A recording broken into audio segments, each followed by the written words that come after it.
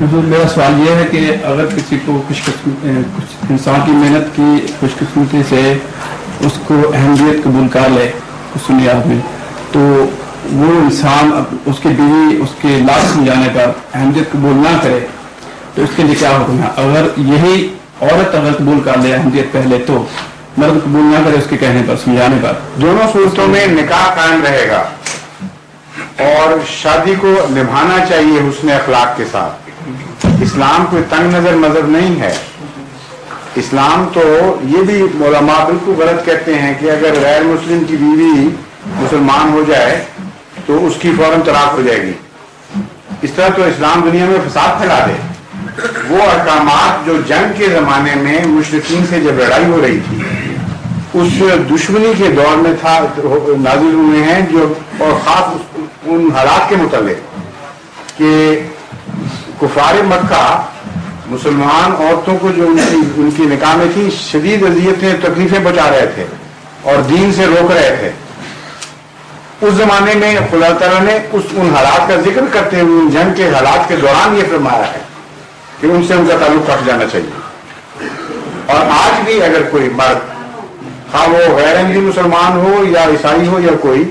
اگر اپنی بیوی کے مذہب میں دخل دیتا ہے اور زبردستی اس کو اس کی عبادت سے روکتا ہے تو پھر اس کے لیے جائز بلکہ ضروری ہو جاتا ہے کہ وہ علیحدگی اختیار کر لے۔ لیکن اگر دخل اندازی کوئی نہیں دیتا تو قرآن کریم کا جو بنیادی اصول ہے لا اکراہ فی الدین، دین میں کوئی جبر نہیں، اس لیے کسی قسم کا پریشر نہ مرد پر ڈالا جائے گا جو مسلمان نہیں ہو رہا، نہ عورت پر ڈالا جائے گا جو مسلمان نہیں ہو رہی۔ اس کے باوجود اس کو پتا ہے، انسان کو اس آدمی کو پتا ہے کہ میرے بچے ہیں جو جوان ہو رہے ہیں، وہ غلط پھر وہ غلط ہونے کی وجہ سے ایکشن اٹھائے نا۔ یہ آپ اس سے جنرل فتویٰ کیوں لے رہے ہیں؟ جنرل فتویٰ اگر اس میں مذہب کا سوال ہی کوئی نہیں، اس ایک احمدی عورت ہے، یہ آپ نے کوئی سوال کیا کہ ایک احمدی عورت ہے وہ بچوں کی تربیت ٹھیک نہیں کرتی، وہی شکل میرا تو اپنا ذاتی سوال ہے، میں تو یہ اپنے سوال کر رہا ہوں کہ اگر کوئی آدمی، میں آپ کو آپ کے ذاتی سوال کا جواب ہی دے رہا ہوں، آپ سمجھنے کی کوشش کریں۔ آپ کے سوال کی شکل غلط ہے، قطع نظر اس کے کہ کسی کی بیوی احمدی ہے یا غیر احمدی، کسی احمدی کی بیوی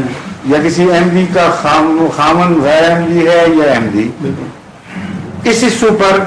طلاق نہیں ہوگی۔ طلاق اگر ہوگی تو دوسری وجوہات کی بنا پر، اور ان میں سے ایک یہ بھی ہے جو آپ بیان کر رہے ہیں، ہاں، اور وہ تو اس پر بھی ہو سکتی ہے کہ دونوں احمدی ہوں، دونوں عیسائی ہوں، دونوں یہودی ہوں، اگر ان میں سے کلیش ہو جائے اولاد کے متعلق اور نہ نبھا ہو سکے اور خطرہ یہ ہو کہ کوئی ادھر کھینچے گا کوئی ادھر کھینچے گا، اولاد تباہ ہو جائے گی، تو پھر وہ آپس میں سمجھوتا کر کے رہے گی اختیار کرنے اولاد کی خاطر، اس میں کوئی حرج نہیں ہے۔ قرآن کریم میں یہ تو لکھا ہے کہ مسلمان عورتیں بچیاں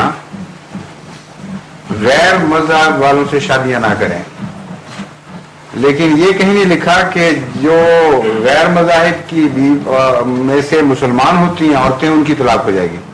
یہ دو الگ الگ باتیں ہیں۔ ایک سوسائٹی میں ایکسیپٹ کیا گیا ہے ایک پوزیشن کو جس کا نکاح مسلم ہو گیا، اس کی طلاق آٹومیٹک نہیں ہوگی، لیکن شادی نہ کرنے کی حکم اپنی جگہ ہے۔ اس کے برعکس ایک مثال ہے قرآن کریم میں جس سے پتہ چلتا ہے کہ آٹومیٹک طلاق نہیں ہوگی، کیونکہ قرآن کریم فرماتا ہے کہ فرعون کی بیوی جو نہ صرف یہ کہ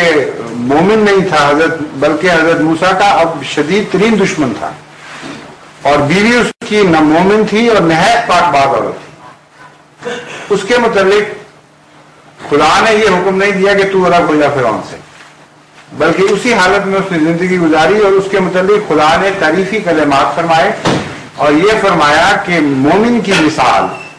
دو عورتوں جیسی ہے، ان میں سے ایک فرعون کی بیوی ہے اور ایک مریم ہے۔ تو فرعون کی بیوی کی نیک مثال کیوں دی؟ اگر وہ غلط قدم اٹھا رہی تھی اور اپنے خاوند سے علیحدگی نہیں لے رہی تھی، تو صاف پتہ چلا کہ جہاں پہلے سے شادی ہوئی ہو وہاں ایمان کے نتیجے میں وہ شادی ختم نہیں ہوتی۔ پھر حضرت صلی اللہ علیہ وسلم کی اپنی بیٹی جو ایک جن کے میاں مشرک تھے، ایک لمبا عرصہ تک وہ ظلم بھی کرتے رہے، مکے میں رہے، وہ ہجرت کر کے رسول کریم صلی اللہ علیہ وسلم کے ساتھ تشریف لے آئیں، بعد میں تشریف لائیں، بعد میں ان کے میاں آئے اور پھر وہ مسلمان ہوئے، ان کا نکاح دوبارہ نہیں پڑھایا گیا، بلکہ پہلا نکاح ہی جائز سمجھا گیا۔ اگر ان کے ایک مشرک کی بیوی کے مسلمان ہونے کے نتیجے میں وہ خود نکاح ٹوٹ جاتا ہے تو پھر ٹوٹے ہوئے نکاح کے نتیجے میں دوبارہ نکاح ہونا چاہیے تھا۔ اور تمام اہل علم تسلیم کرتے ہیں اس بات کو کہ حضرت اکرم صلی اللہ علیہ وسلم کی اپنی صاحبزادی کا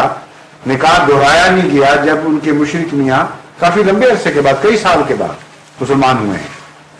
تو صاف پتہ چلا کہ یہ غلط مسئلہ بنایا گیا ہے، قرآن کریم کی آیات کو صحیح سمجھا نہیں گیا۔